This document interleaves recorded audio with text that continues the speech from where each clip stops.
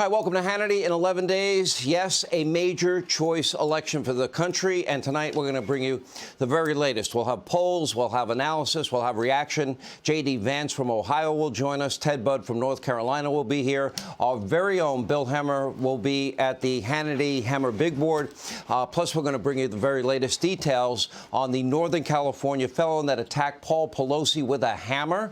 But we begin with the absolute state of panic inside the Democratic Party all around the country. They are now petrified by the very real possibility that Democrats could lose the House and lose the Senate, not to mention multiple major gubernatorial races all across this great country of ours. This weekend, Barack Obama, Bernie Sanders, even First Lady Jill Biden, they're all hitting the campaign trail hard in a desperate attempt to salvage some of these races, but not Joe Biden. The president, he's just not up to the task, and it's more than he can handle at this point in his life. So he will be spending the weekend in Delaware with his granddaughter. So much for needed rest and relaxation for the president. Now, after all, it was a very busy week for Joe. Public events almost every single day. Needless to say, the struggle was very real. And yesterday, for example, Biden seemed to think that he inherited $5 a gallon gas prices and that Americans, you, the American people, should be thanking him for coming to the rescue. He said it. Take a look. Today, the most common price of gas in America is $3.39, down from over $5 when I took office. We need to keep making that progress.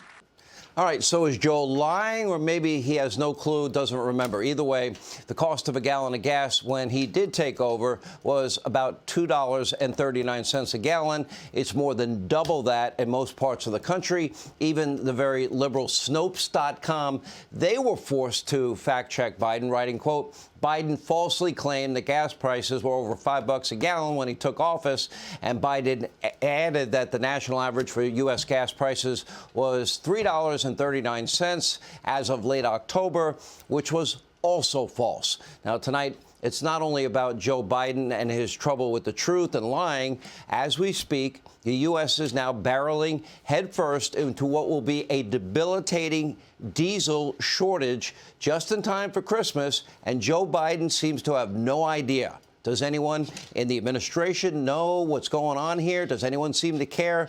Because almost every single thing you buy in every store you go to is transported by a diesel-powered 18-wheeler.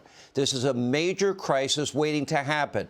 But is anyone really surprised? The Biden White House, they have now mangled one crisis after another. Afghanistan, the supply chain crisis, the baby formula crisis, all of that transitory inflation at a 41-year high. They told us only temporary. Here we are 9 months later.